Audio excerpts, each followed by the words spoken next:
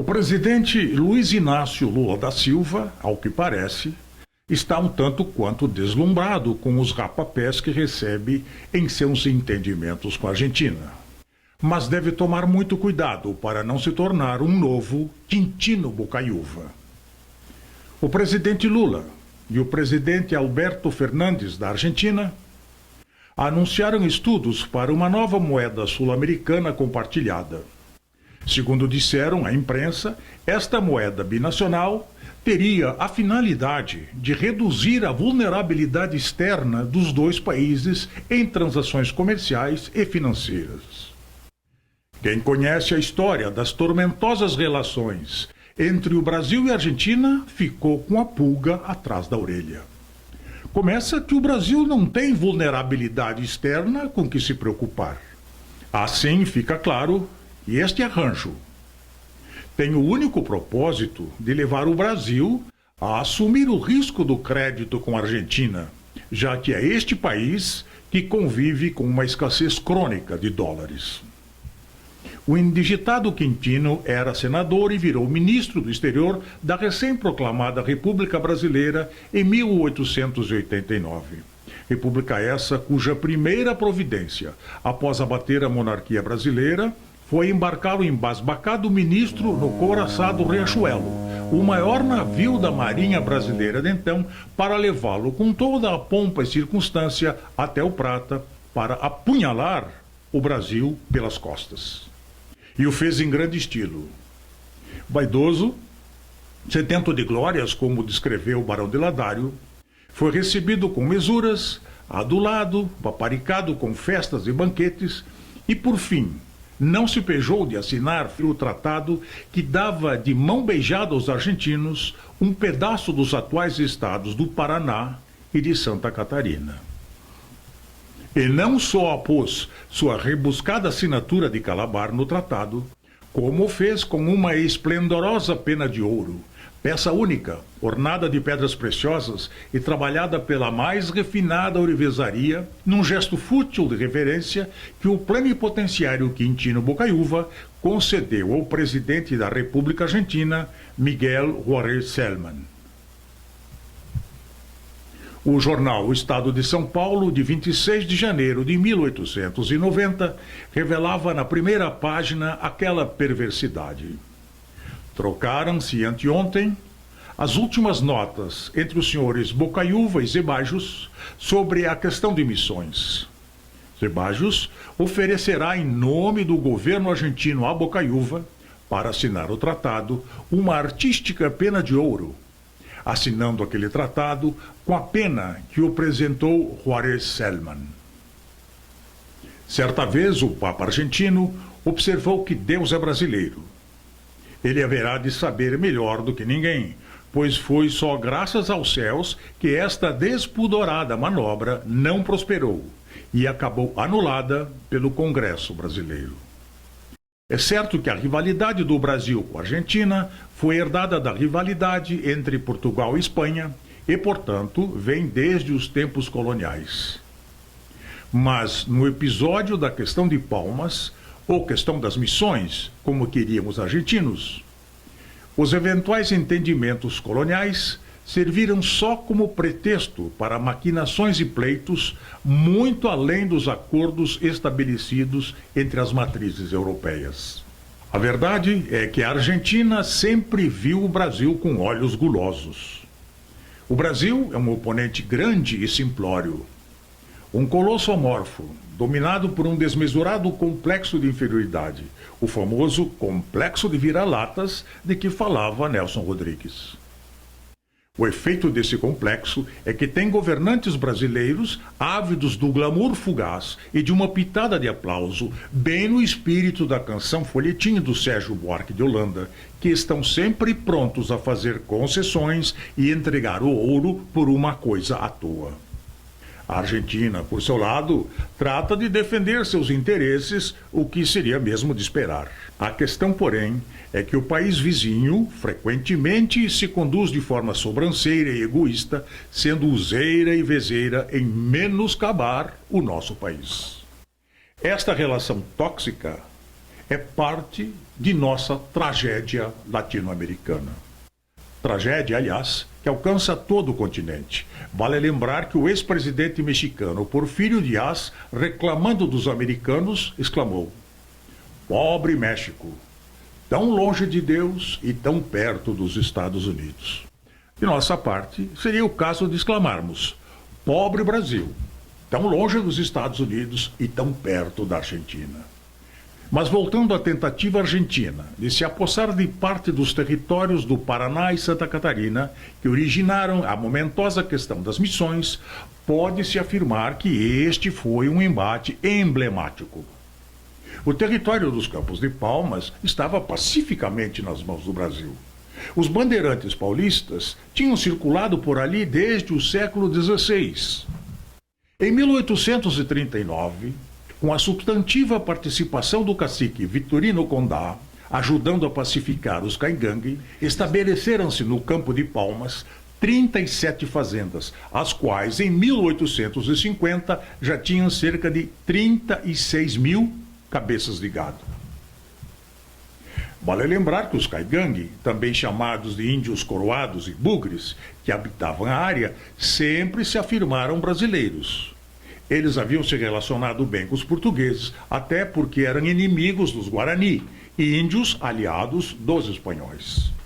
Em 16 de março de 1837, a Assembleia Legislativa de São Paulo criou um destacamento de policiais permanentes para o fim específico da ocupação daqueles campos.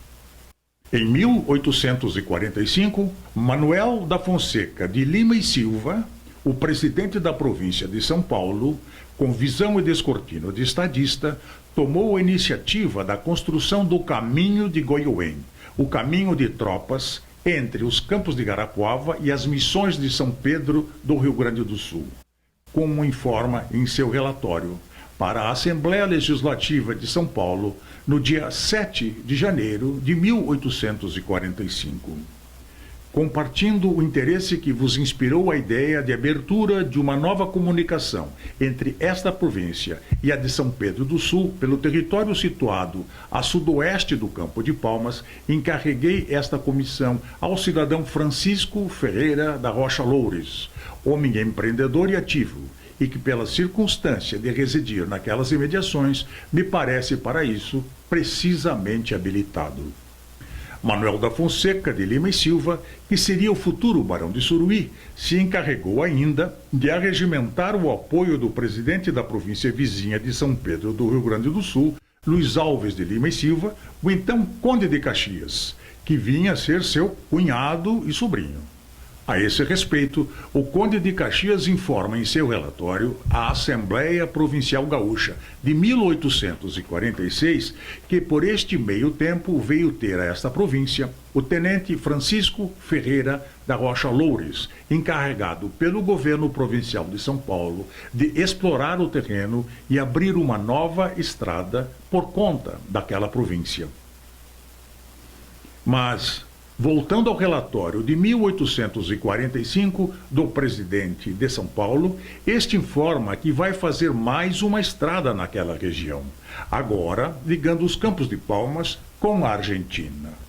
Na justificativa, ele esclarece: aberta essa estrada, ela pode, sobretudo, melhorar a posição do Brasil acerca da solução das antigas questões de limites naquela parte do Império. Observem que ele, ao falar das questões de limites naquela parte do Império, se antecipa em décadas às futuras reivindicações dos argentinos sobre os Campos de Palmas. Tanto é fato que 50 anos depois, o Barão do Rio Branco, ao defender os direitos do Brasil aos Campos de Palmas, reconhece a importância da iniciativa do presidente da província paulista. Em 1845, por ordem do presidente de São Paulo, general Manuel da Fonseca Lima, depois Barão de Suruí, se deu começo à abertura da comunicação com o Rio Grande do Sul pelo Passo do Goiôem e por Nonoai. O general Caxias, então presidente do Rio Grande do Sul, outra província brasileira, animou e auxiliou esses trabalhos.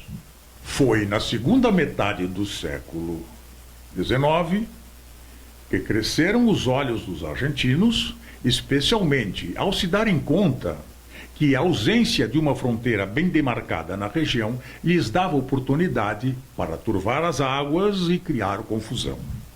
Conjeturaram que uma artimanha bem-sucedida lhes daria um naco de 30.621 quilômetros quadrados, de uma das regiões mais férteis e promissoras de todo o continente.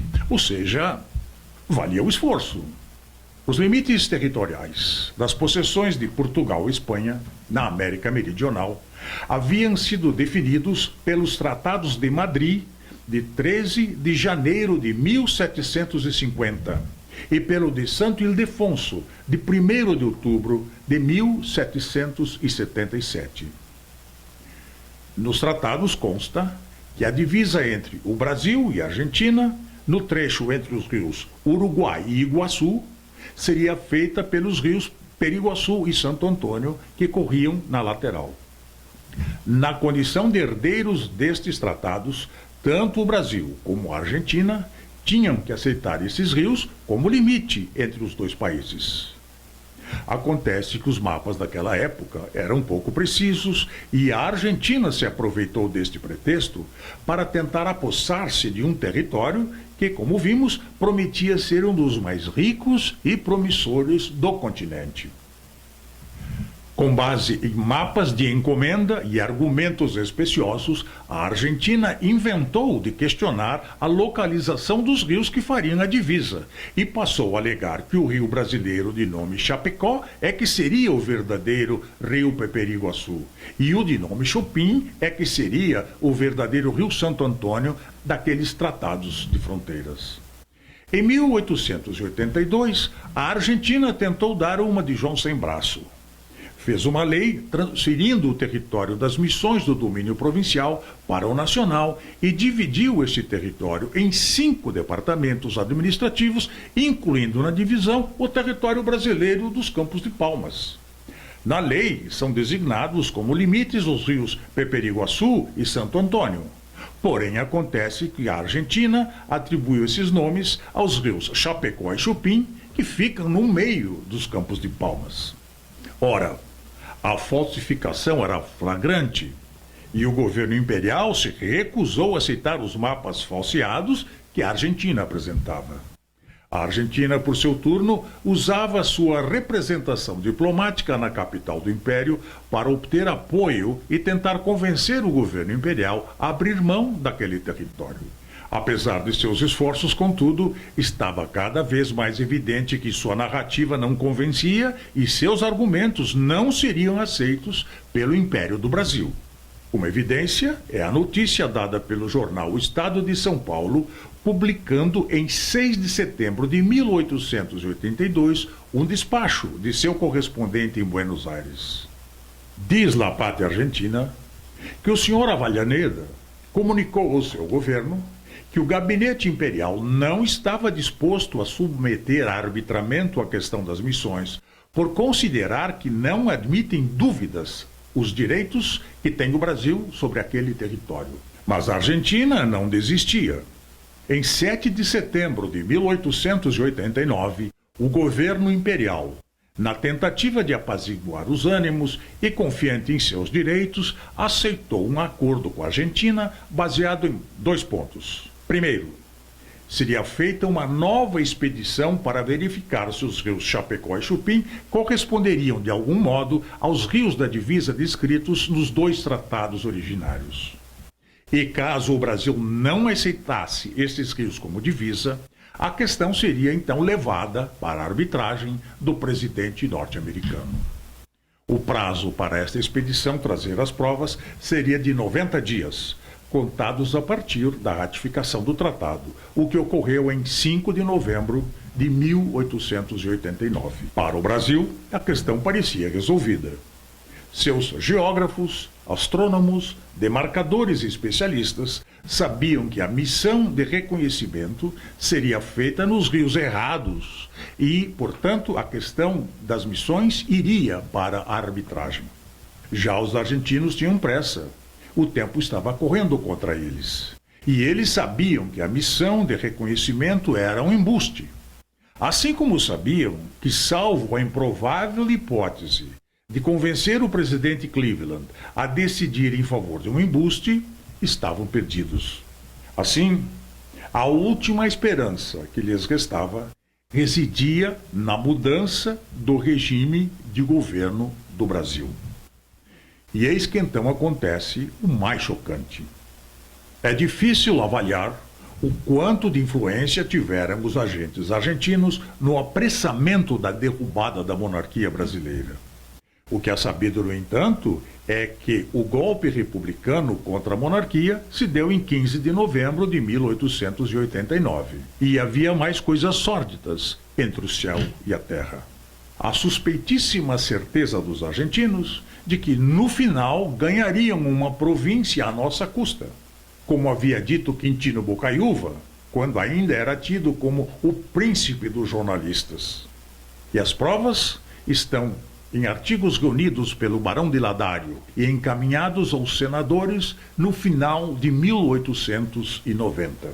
Por exemplo, no grupo da comissão demarcadora que explorava os rios Chapecó e Chupim, um oficial argentino disse em um jantar que seus patrícios muito desejavam que o Brasil se constituísse em república, porque então seria fácil anexar o Rio Grande do Sul à Confederação Argentina.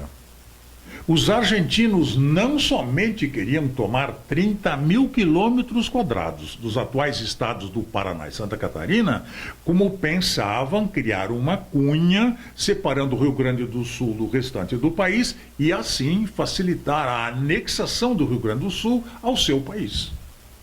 Um outro oficial superior, argentino, afirmou referindo-se aos Campos de Palmas: "Isto será nosso, ou por bem ou pelas armas."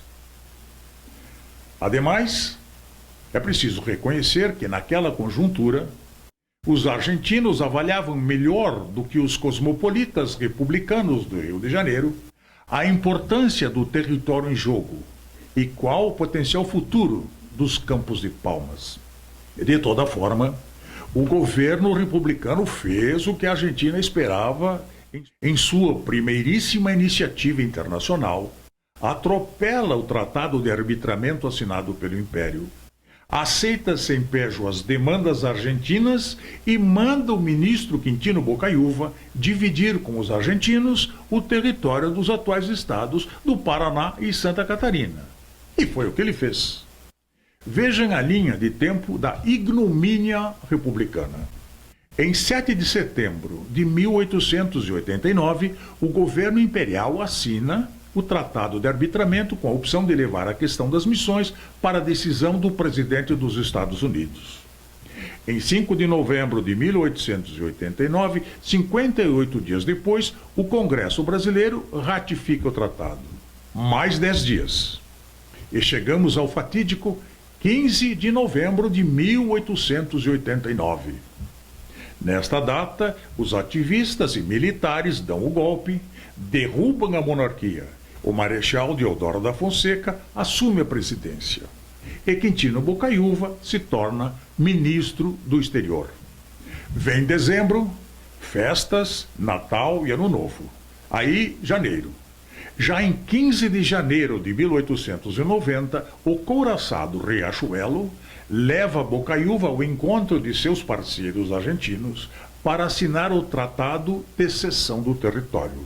Outros 10 dias, e em 25 de janeiro, o plenipotenciário é recebido com um banquete em Montevidéu, cidade onde assina, com a tal aparatosa pena de ouro, o infame tratado em que o Brasil cede para a Argentina metade dos territórios dos atuais estados do Paraná e Santa Catarina. Em seguida, viaja ao encontro do presidente argentino. O jornal O Estado de São Paulo, na edição de 6 de fevereiro de 1890, publica um despacho, vindo de Buenos Aires, informando que Quintino Bocaiúva tinha sido homenageado com um banquete pelo presidente Juárez Celman na noite de 3 de fevereiro. Segundo o despacho, Houve durante o banquete a máxima alegria e expansão fraternal, levantando-se muitos brindes ao Brasil e à República Argentina, firmando-se assim um acordo tácito para a manutenção da paz e a prosperidade das duas poderosas nações sul-americanas. Não surpreende que tenha havido máxima alegria e muitos brindes fraternais.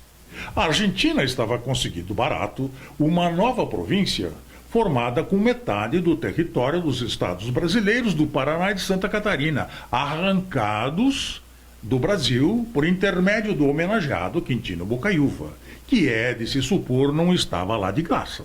O inacreditável é que esse recém-empossado ministro de Relações Exteriores nada mais útil tivesse a fazer, além de ir sabujar os vizinhos do Prata por mais de um mês, circulando entre Montevidéu, Buenos Aires, Córdoba e outras paragens do Prata, em que foi homenageado por banquetes, eventos, convescotes e festas variadas. É ridículo registrar.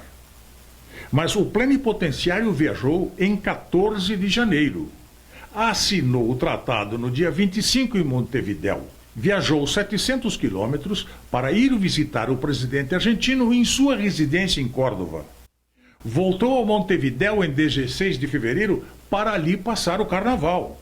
E só então, feliz e pompeiro, regressar ao Rio de Janeiro em 25 de fevereiro, onde, para a estupefação geral, resolve deixar o posto de ministro do exterior, conforme noticia o jornal Estado de São Paulo, do dia 26 de fevereiro. O país estava atordoado. A notícia da desfaçatez fazia ferver o sangue dos brasileiros.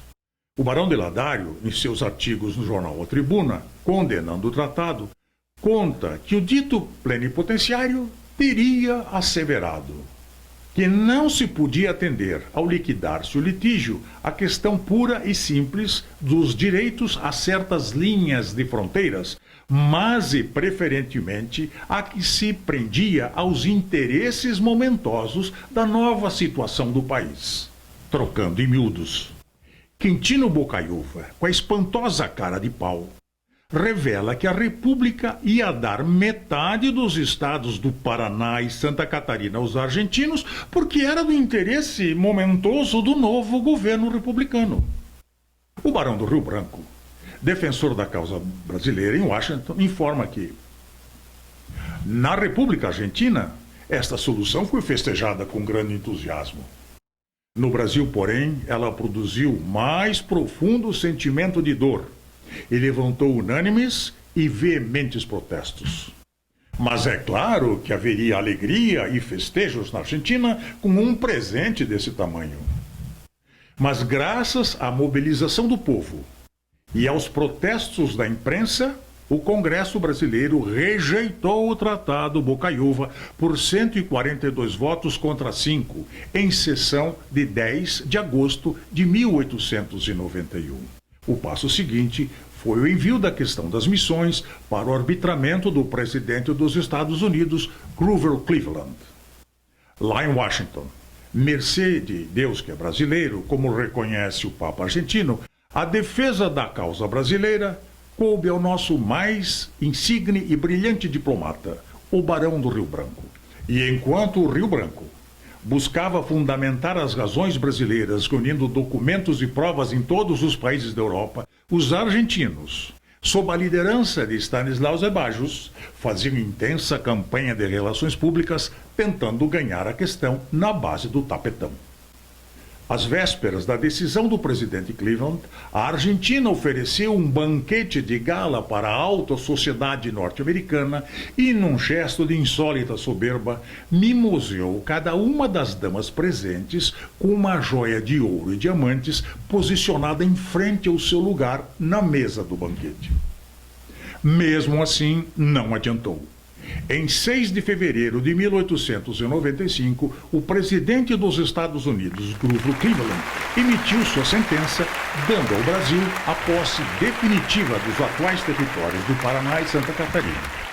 Foi a primeira grande vitória do nosso maior diplomata, Barão do Rio Branco.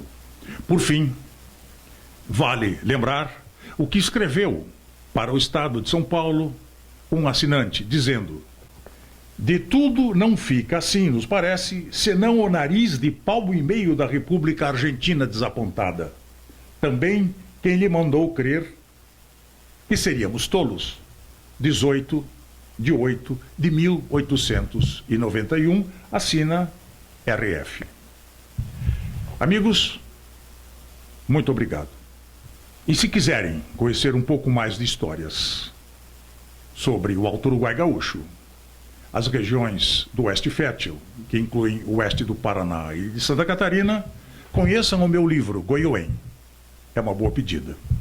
Muito obrigado.